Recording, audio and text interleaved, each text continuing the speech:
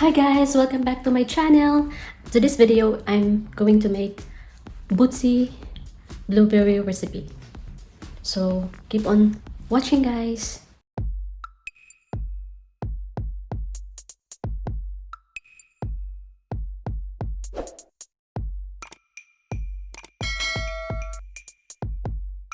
First thing to do is to make blueberry filling. So I have here a half cup of blueberries, 1/3 cup of hot water.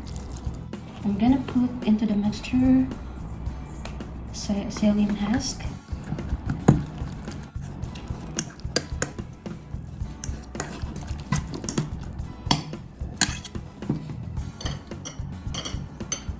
and then I'm going to put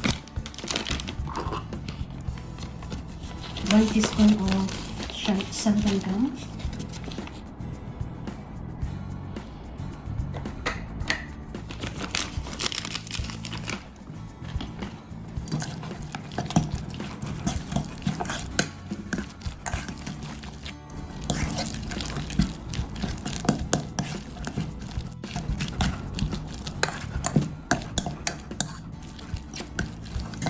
and now the consistency has there already for the filling of our butsi.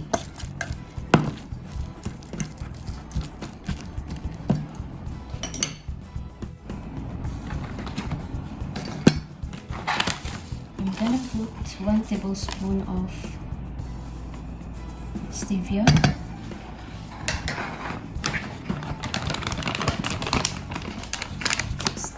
plus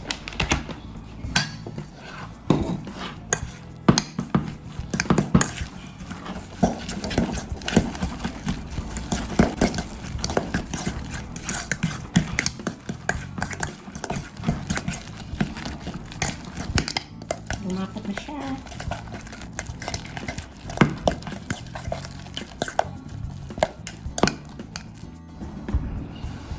Hot water.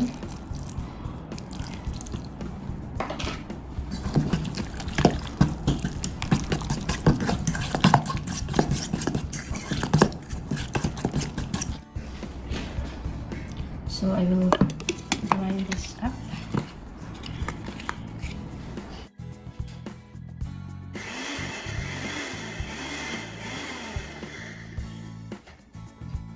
Look at this guys, I have created a blueberry and cranberries filling or jam.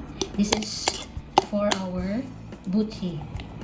So for this ingredients, I just mixed 1/2 cup of the mixed blueberries and cranberries, and I put 1 teaspoon of santan gum, and I put one tablespoon of psyllium husk, and I put 2 times of 1/3 cup of hot water. So this is the result, the consistency. Then I mixed it in an electric mixer. So this is the result. It's nice one, nice texture and consistency is there. Okay, so see you in our dough making. So for our dry ingredients, I'm gonna put a cup of coconut flour, 4 tablespoons of psyllium husk, 1, 2, 3, 4, 6 tablespoons of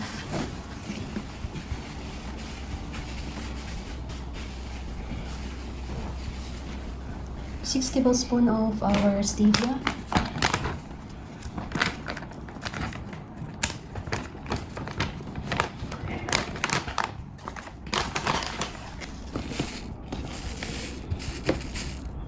1 1, 2, 3, 4,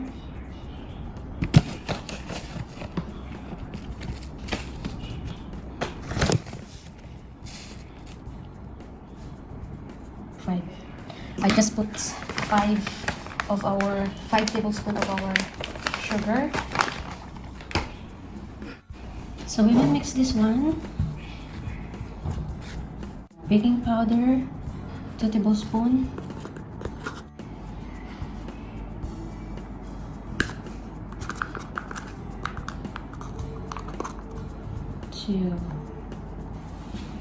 Our baking soda for about 2 teaspoons. 1, 2.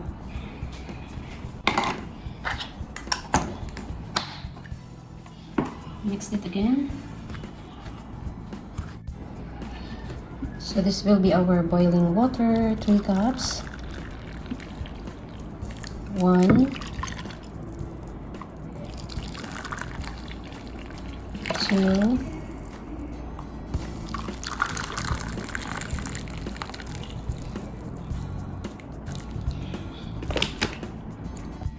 We'll be adding our vinegar spoon. We'll be adding our apple cider vinegar for 2 tablespoons. 1, 2.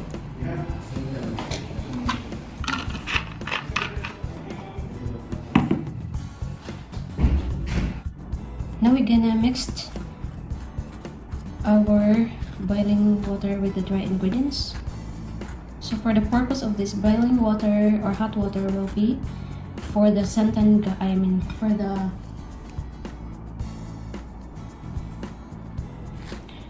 it is for the psyllium husk.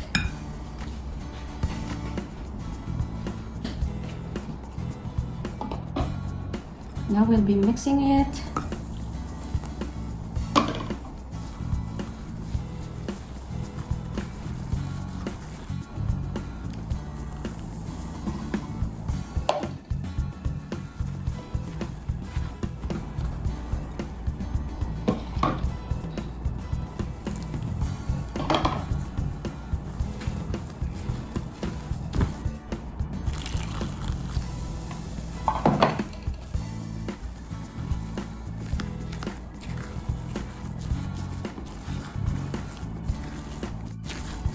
We will be making this into a dough for our buchi.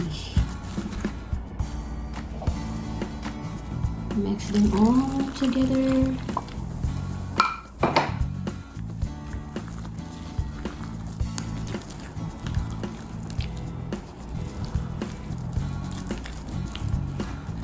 The action also for the psyllium husk is to serve as egg into our mixture. So if you don't have an egg, you can skip that by just adding the psyllium husk. Now we will be putting our santan gum for about 4 tablespoons. 2,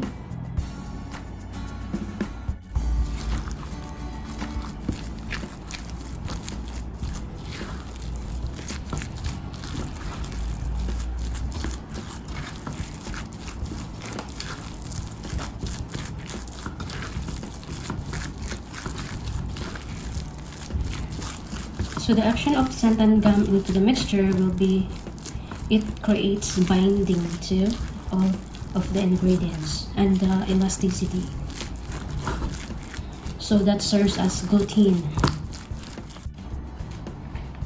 1,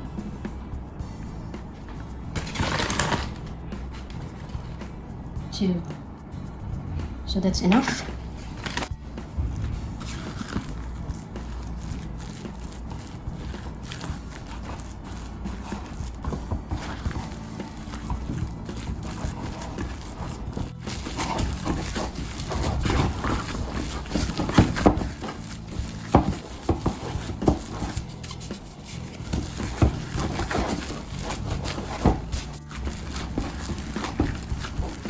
Okay, so this is how to do it, guys. Flatten the dough and put the filling and make into bowl.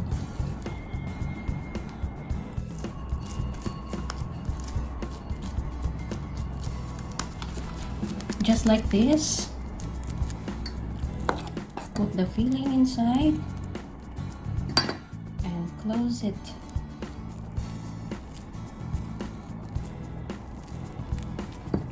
Just like that. Just be careful, guys, and be patient, and see to it that your hands clean all the time. Okay, you can have some of the dough and just put it like that to fix it. And then for putting on our sesame seeds, we have to put it in a container and do it this way, and it will be covered.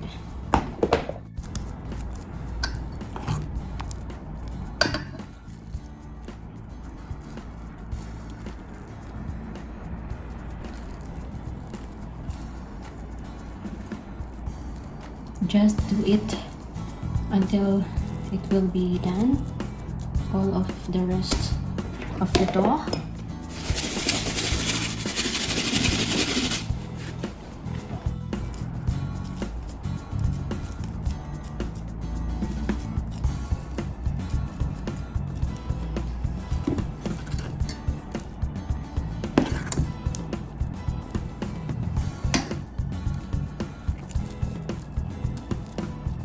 Just carefully close it. Just that. As easy as that.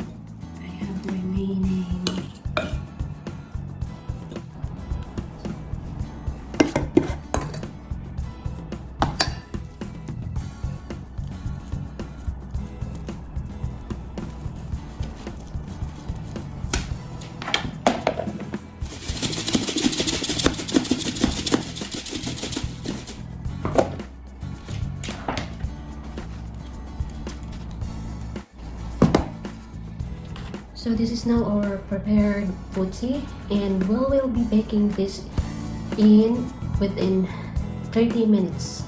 So we will put this into the oven.